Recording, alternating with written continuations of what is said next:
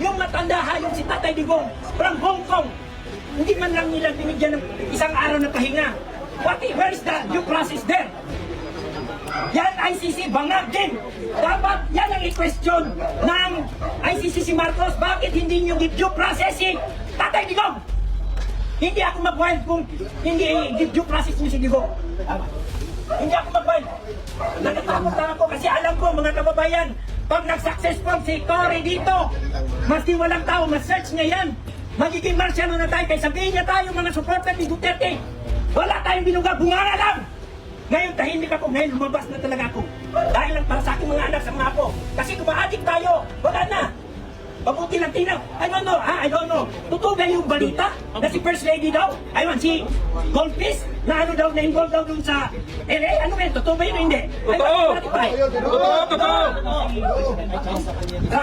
Oh, you see, I'm asking President Trump, if you are friend of the Philippines, you better investigate that. Because majority of the Filipino are against Marcos. Marcos is not our truly president now. We withdraw our support. Yes. I am just waiting for General Browner to withdraw. Yes. Yan lang. Wala din na tayo magkagulo kung mag-withdraw na si Browner. Alisin na natin si Marcos, itapon na yung sa dagat.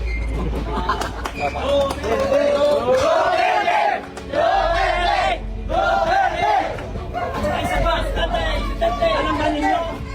Maraming sa bukid ngayon nahihirapan. Ang presyo ng mais, bumagsak. Ang tarantado doon sa Manila, sige, export, mag-import ng mais. Ano nangyari sa farmer? Bumagsak ang presyo. Hindi makabayad sa inutangan. Ngayon, kung magbigas, ganun din. Ang baboy, ganun din. Sabi ASPS, bakit hindi nila hanapan ng solusyon yung ASF? Bakit hindi niya? Dahil makapera ang GA, makapera yung mga crony ni Marcos. Bumalik ang dating Marcos, nakawatan. I am a victim of martial law also. Kaya ayaw ko'y parama sa mga bata nito. Sa mga apo ko. Correct. If I will die, then die. Basta hindi na matuloy ang Marcos na yan. Kaya never Marcos.